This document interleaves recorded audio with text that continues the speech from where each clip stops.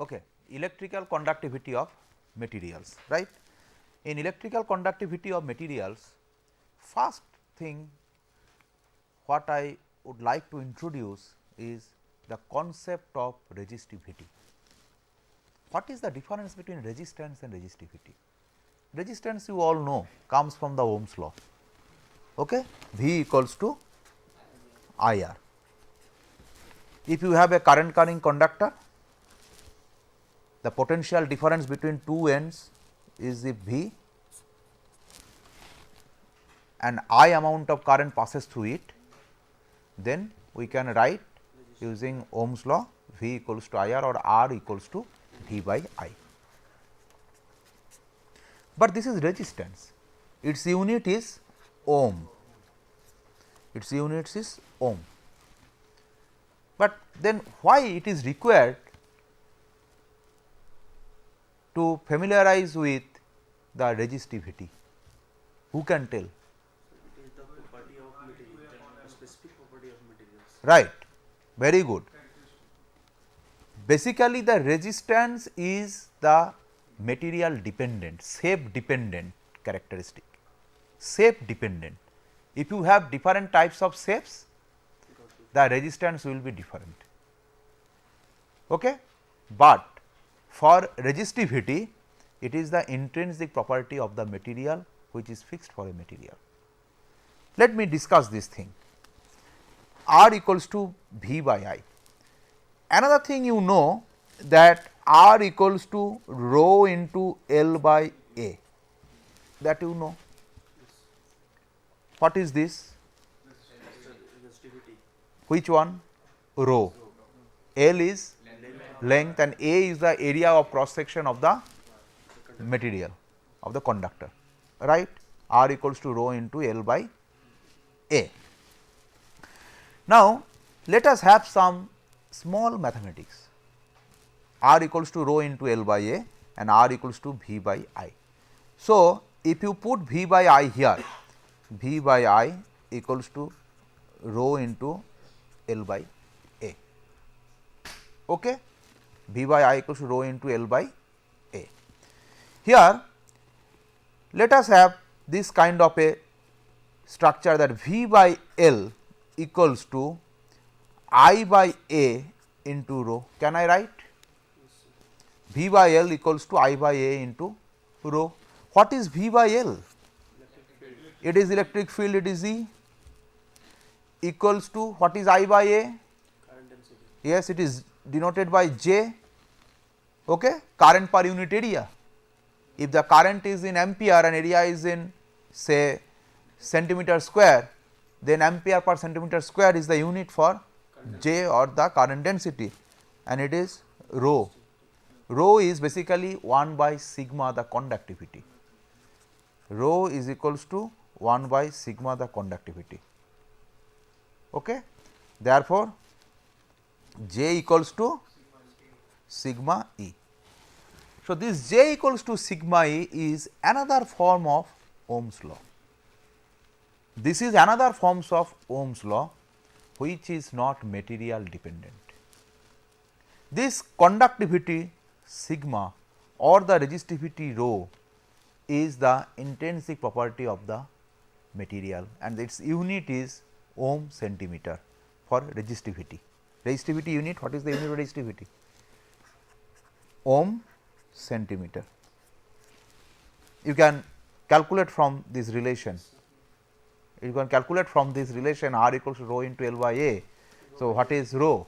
Rho is ohm centimeter basically, because length, you see that length is in centimeter and area is in centimeter square and rho. So, centimeter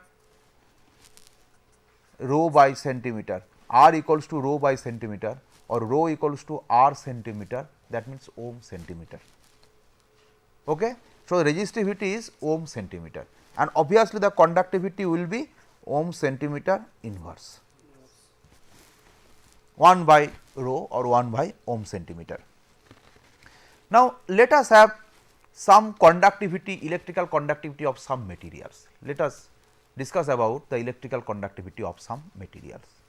Let us start from metal. Okay, let us start from metal.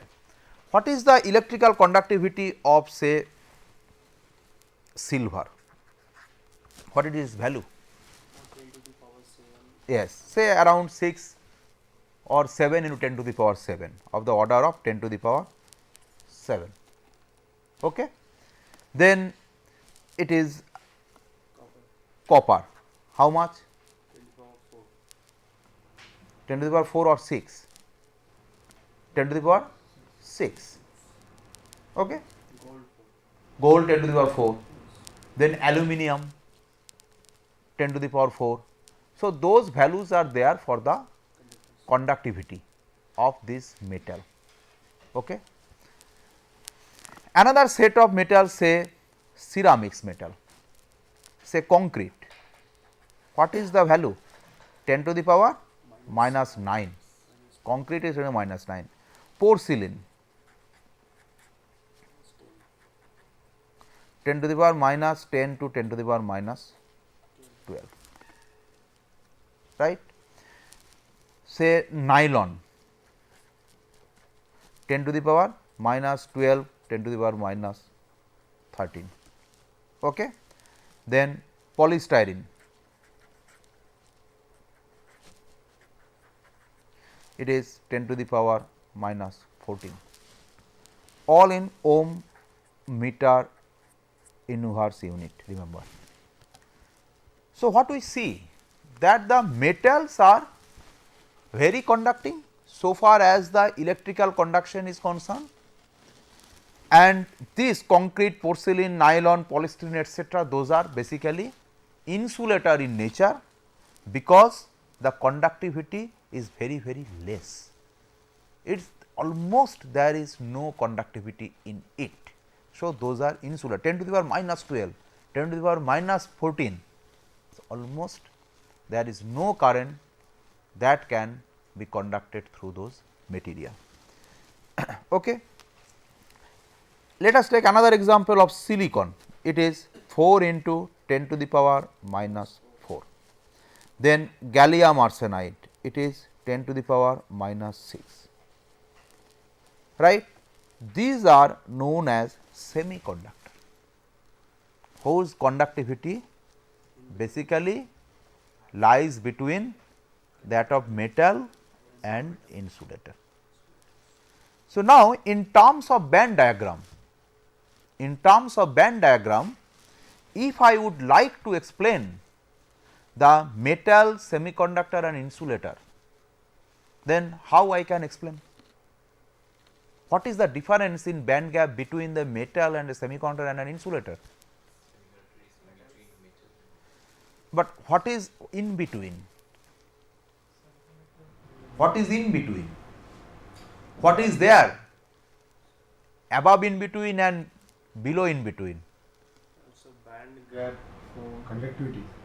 No, band structure, because I have to explain these result on the basis of the band diagram in materials, because ultimately what is the origin of such kind of value?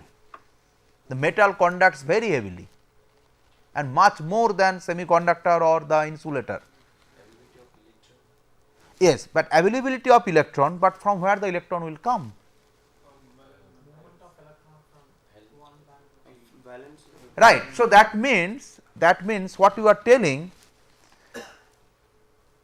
basically there are two bands, one is known as the valence band, another is known as the conduction band. As the name implies, conduction band basically determines the conductivity. All kinds of electrical conduction will take place in the conduction band. So, unless there is electron in the conduction band, the material cannot be used as a conductor. So, the precondition is that you must have free electrons in the conduction band. You must have free electrons in the conduction band to have a conductivity of the material. But from where that free electrons will go to the conduction band? Because the general idea is that the conduction band is empty, and the valence band is full. Why? Because from where the electron will come? Yes, from the valence band basically. Outermost orbit means valence band, right. So, from the valence band the electrons will come to the conduction band. So, the origin of electron is in the valence band.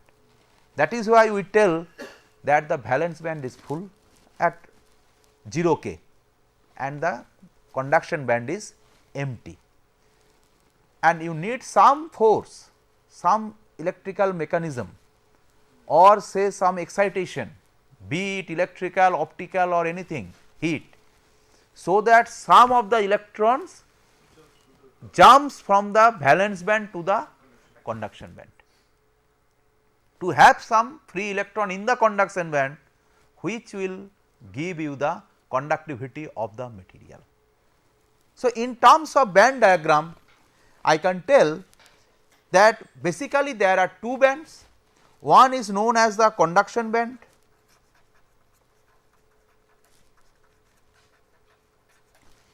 another is the valence band. Generally the bands are parabolic in nature, generally the bands are parabolic in nature, and if you plot the band in EK diagram, what is EK diagram? EK diagram is along y axis energy, along x axis propagation vector k, which is nothing but the momentum. I shall show you how k and p is related. Yes. So, basically if you tell that it is a propagation constant or wave vector, so the general idea is that it is momentum, because for physics students it is very easy to conceive the idea of that h cross p k etc., but for other students momentum is very easier to understand. Okay. So, that means in the x axis it is basically the momentum or the energy wave vector, and the wave vector or the propagation vector. In the x axis it is the energy, and the bands will look like this, it is basically the parabolic in nature. Okay. You see that there is a bottom or the minima of this band, that is known as the conduction band minima, that is known as the conduction band minima. Similarly, there is a top point or a maximum point for the valence band, okay, that is known as the valence band maxima, and the distance between the top of the valence band and the bottom of the conduction band is known as the band gap of the material. So, band gap of the material is nothing but the energy distance measured in energy, the distance which is measured in the unit of energy. Here you see that it is, yes, say it is E1 and it is E2.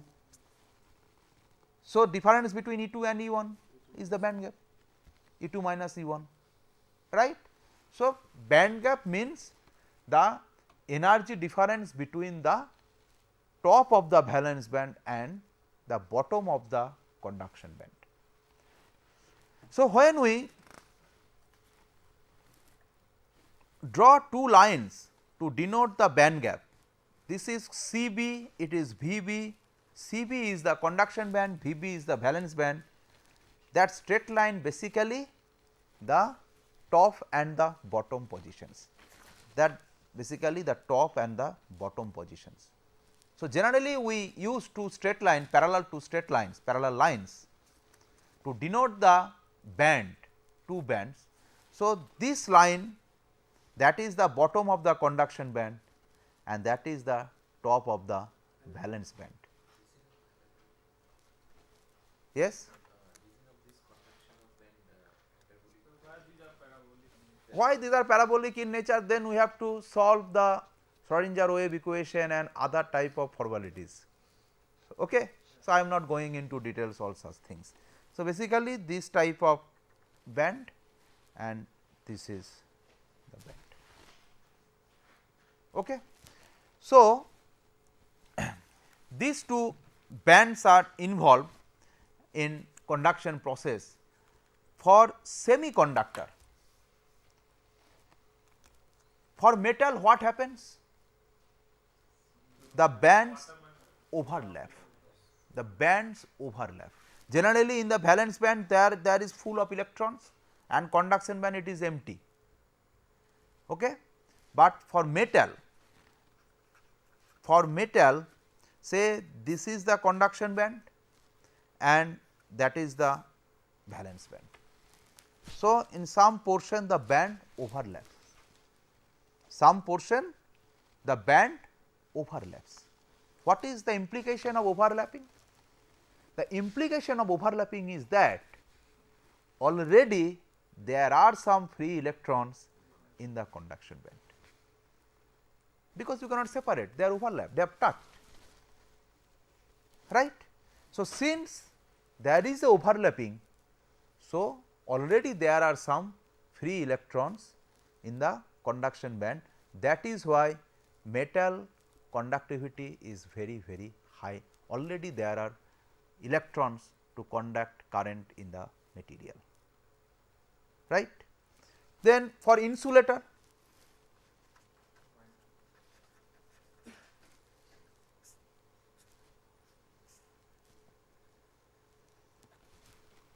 this is the band gap E g, E suffix g, and you see that the gap is white, the gap is white. You can tell me, sir, how wide it is?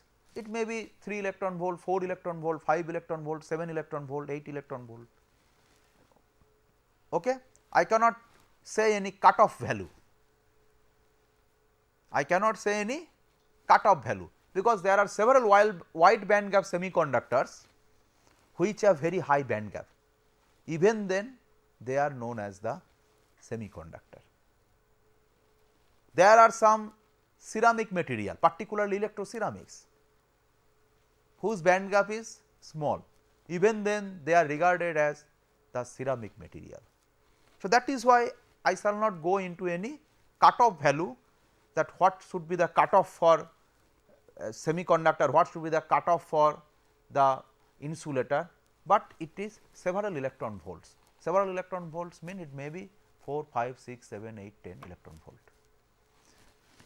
And for semiconductor,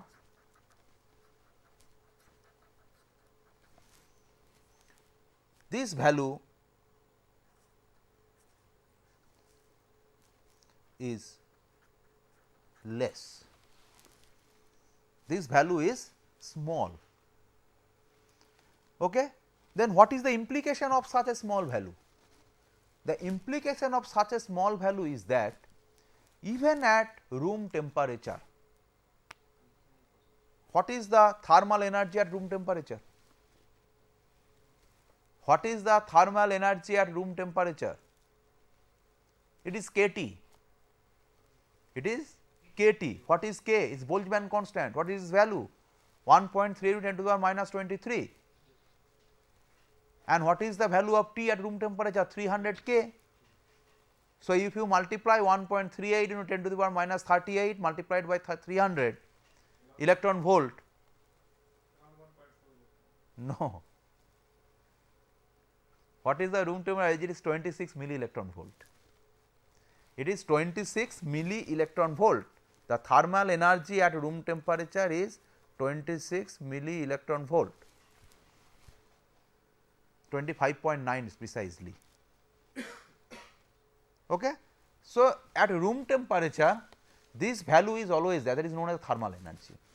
So, when the band gap is small, the valence band electrons can gain energy from the thermal source, okay, and they become energized, they jump from the valence band to the conduction band, so that at normal room temperature in semiconductor materials always there is some free electrons in the conduction band. Okay. So, the idea is that the gap is so small, because we have seen that what is the gap in germanium? It is 0.67 electron volt. 0.61 electron volt is very small value. Even for narrow band gap materials, indium antimonide, gallium antimonide, it is even less, 0.18, 0.19, 0.17 electron volt, right. So, the value is very small. So, that at normal room temperature, the electrons in the valence band will gain energy from the thermal source, and they will jump from the valence band to the conduction band, so that you will get some free electrons in the conduction band even at room temperature. That is why those materials are known as semiconductor. In conductor they are overlapped, in semiconductor they are not overlapped. Okay? In semiconductor they are not overlapped, but at normal room temperature, because of the thermal energy, you will have some energy in the conduction band, which will give rise to conductivity of the material. That is why they are known as the semiconductor. Remember that at 0 K, at absolute 0 temperature, a semiconductor will act as an insulator. A semiconductor will act as an insulator, you will not get any free electron in it, right. But in case of insulator, the gap is so high that even at normal thermal energy,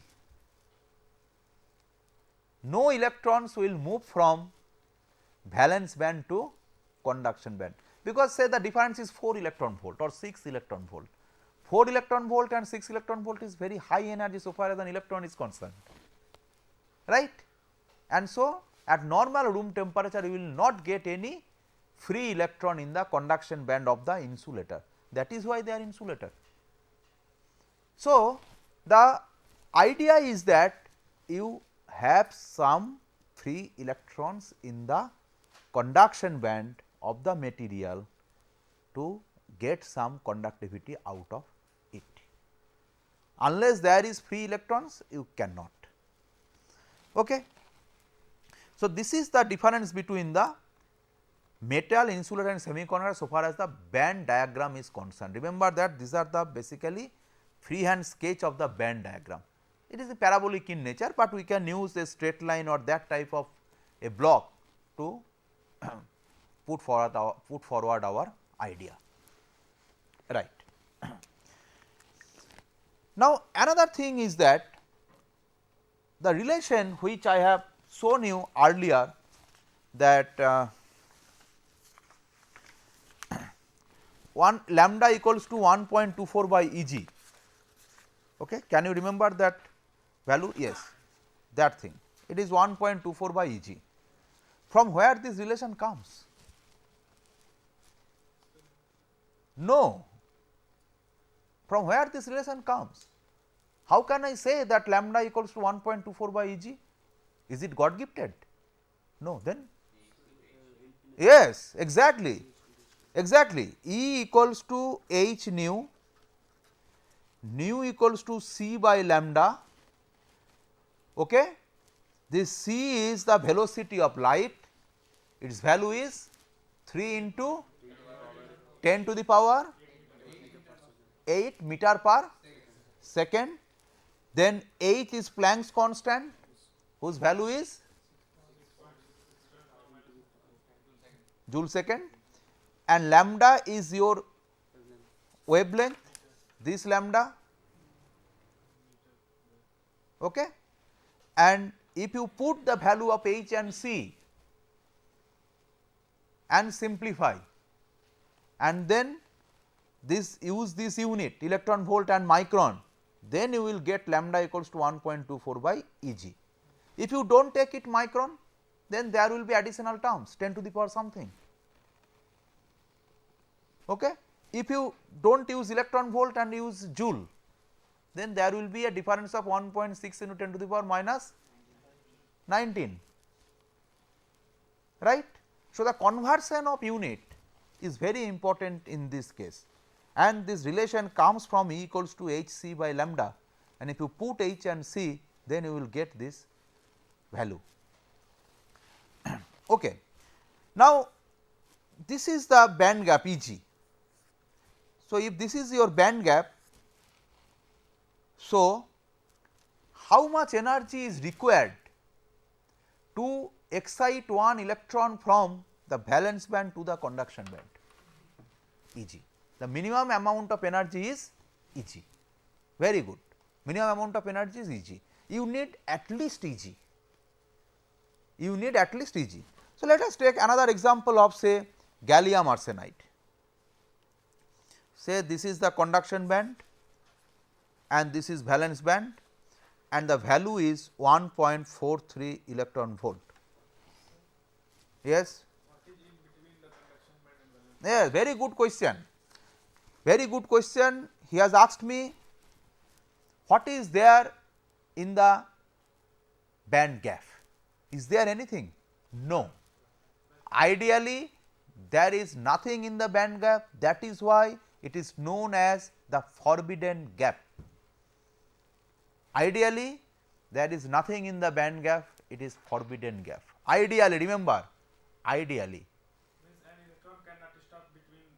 No, ideally it is not possible, but in real crystal, when we talk about a semiconductor or a ceramic or some material or say polymer, because one important application of polymer is in electronic device, you know that the organic semiconductor devices, though those are polymer materials, but their conductivity is even comparable to the metal in some cases, fantastic large conductivity, and people have exploited those huge value of the conductivity to use them in electronic device, particularly in light emitting diode, flat panel display, then photovoltaic device, that is solar cell, already it is there. So, for large area device. Okay. So, I shall discuss those things in detail in some later classes. So, what is there in the band gap? Ideally there is nothing, but any crystal, whatever precaution you take, you cannot avoid impurity in it. You cannot avoid impurity in it, right. Say if you want to make a silicon crystal, we shall discuss those things. If we want to make a silicon crystal, what is the starting material? The starting material is the sand, the starting material is the sand, that is why it is cheap and inexpensive. Okay. But there is some chemical treatment for its purification. Okay. After purification, there is a process known as the crystal growth process, bulk crystal. There is epitaxial crystal also, that is a separate issue. So, first a material is purified and the crystal is grown by some methods of crystal growth. If you take a sample of that crystal, whatever precaution you take, there may be some impurity in it. Okay? And that impurity will have its energy level in between the bottom of the conduction band and top of the valence band, that means in the band gap. So, in the band gap there can be electronic level, in the band gap there can be electronic level, that is a separate story. Electron is very choosy, electron is very choosy, unless it has some specific room for it, it will not move. No, no, forget about the radiative non-radiative type of thing. Electron for the destination, suppose you electron will jump from valence band to conduction band. In the conduction band there must have a level for it. If all the levels are full, then it will not move. It will not move. And also you know that because of the spin plus half and minus half, in one level how many electrons can stay? 2. So, if suppose this is a material, in its band gap it is say there is no electronic level, in the conduction band there are only 2 levels, theoretical consideration, how many electrons can move?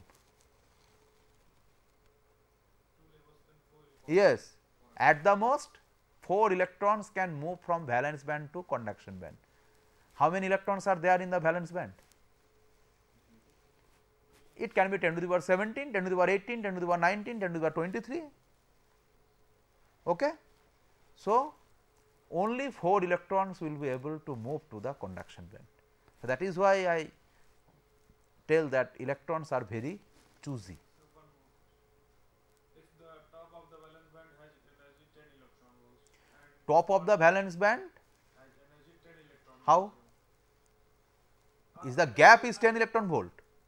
Yeah, between the okay. Valence No, no, band the band gap is 10 electron volt, or what you are talking about? is, the energy level where the valence band lies. No, no, valence band lies means that is the difference. When we talk about the band gap, it is the difference in energy. Okay. Okay, it is a difference in energy. Suppose the band gap is 10 electron volts. Yes, And we supply the energy 5 electron volts. yes, that I am telling. Suppose the band gap is 10 electron volt and you would like to supply 5 electron volt of energy, then nothing will happen.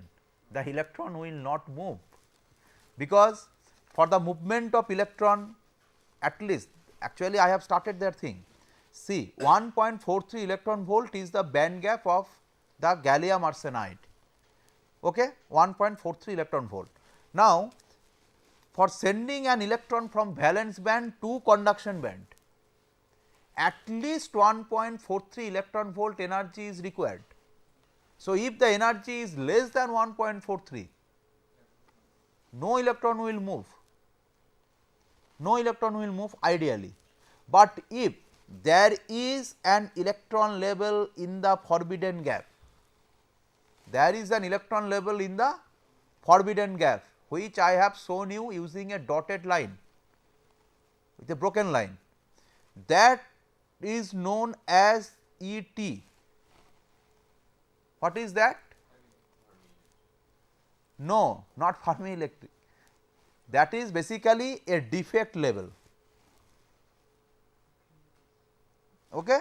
That is basically the defect level. T stands for trap, TRAP, trap level. Why trap level? Because energy level of electron. no, because it can trap an electron. Electron can bond itself there. Yes. So, if the energy is less than 1.43, but you have provided sufficient energy to reach to ET, then one electron or the electrons can move from the valence band to ET level or the trap level, that is all, but provided there is a level there. So, ideally there is nothing in the band gap, it is completely forbidden gap, but due to the fabrication or processing of materials, unintentionally there can be level in the material in the band gap which can act as the defect level. So, in the band gap you can find other levels as well. So, when I talk about the level, it is basically the energy level, it is basically the energy level, a part of the EK diagram. If there is a level, then electron can reach there. If there is no level, electron will not move. Another consideration is that this level in the band gap can be intentional or unintentional. Can be intentional or unintentional. In intentional case, basically, if you dope a semiconductor, intentional means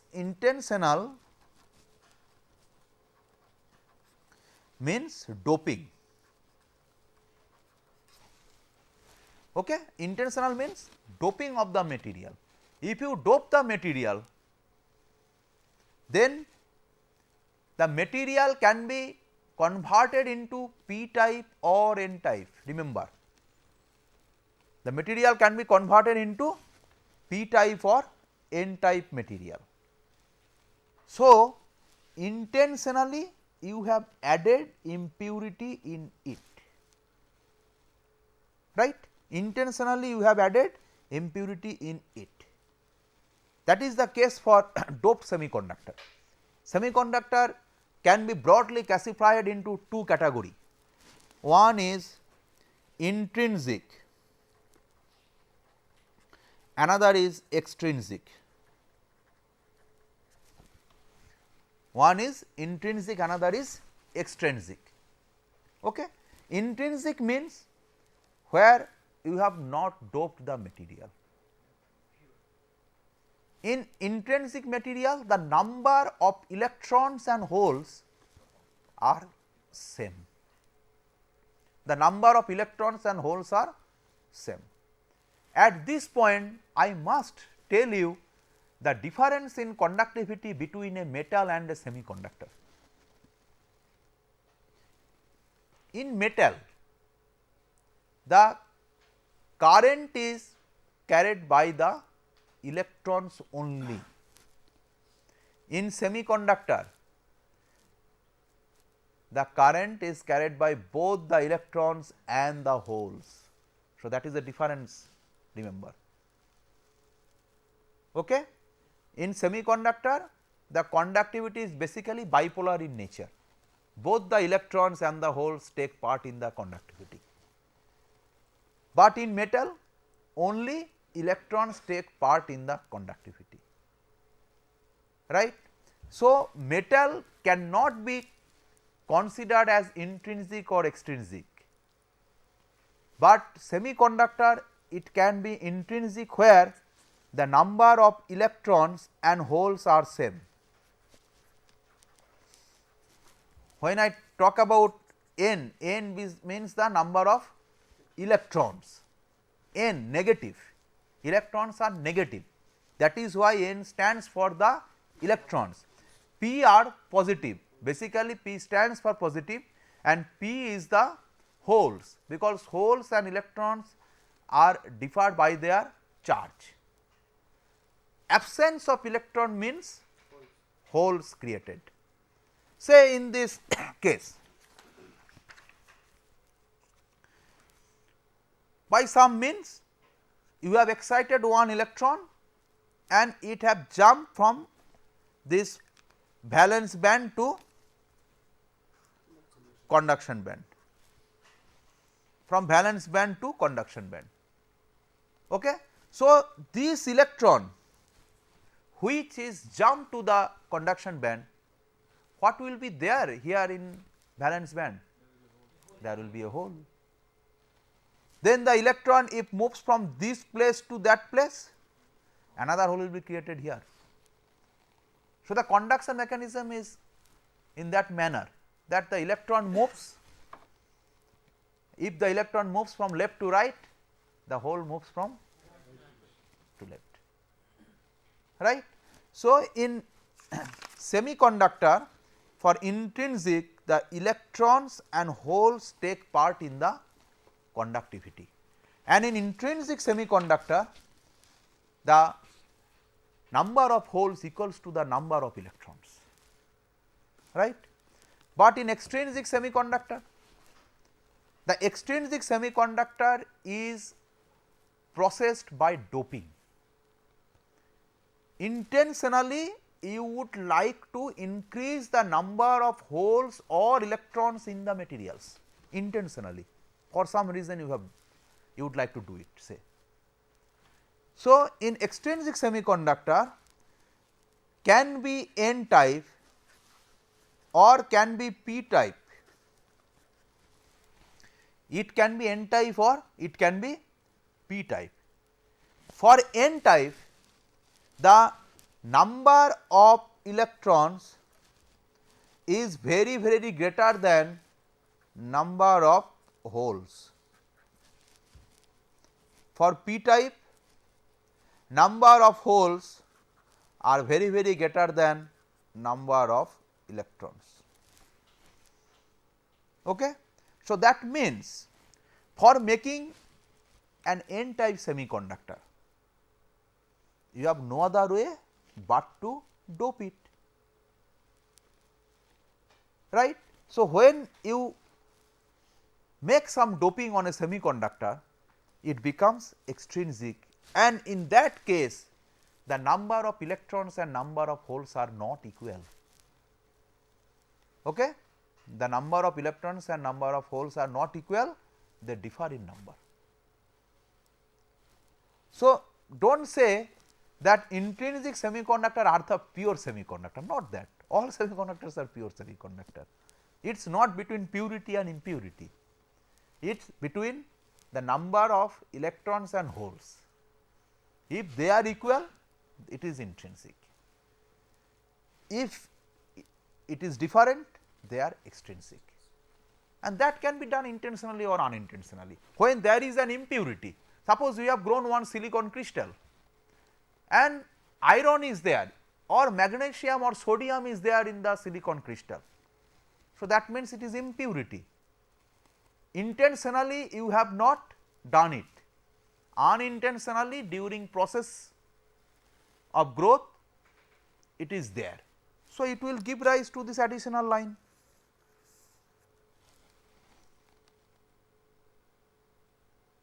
Okay. Otherwise, if it is an n type semiconductor, then for n type semiconductor there will be a Fermi level, that Fermi level will be just below the conduction band, it is Fermi level just below the conduction band. Okay. And for p type it is just above the valence band. Why we? Yes, we introduce Fermi level means up to that level you will find some electrons, up to that level you will find some, By means of excitation. yes, by means of excitation or without any excitation. So, that means when there is an n type semiconductor, that means only this much of energy you have to supply, only this much of energy, only this much of energy you have to supply, so that the electrons can move from the Fermi level to the conduction band. Basically this is the donor level, basically that is the donor level, up to that point electrons are available. So, small energy is required for excitation of the electrons from that point to the conduction band.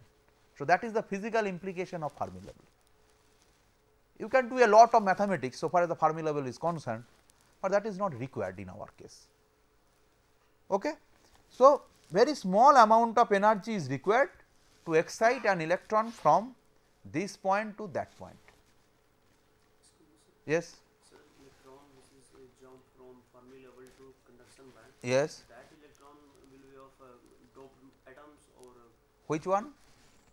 the electron which jump from Fermi level to conduction band. Yes. That electron of doped atoms or Yes, obviously, if there is n type semiconductor, so already there is some electron, n type means that thing only. You have intentionally doped because of that reason only, otherwise why you will dope the semiconductor with some machine?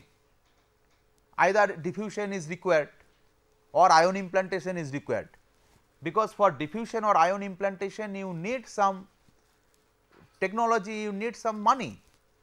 So, if you say that there is electron, excess of electrons is required in a material, particularly in semiconductor, you have to resort to doping, and n type doping is required if you need some electrons in it, because you have injected electron in it. What is the implication of doping? Let us be very clear in it. The implication of doping is that you have to have many electrons in the material. Suppose this is a material and you need some electrons in it. From where the electrons will come? It will come from doping only. It will come from doping only. Let us take the example of silicon.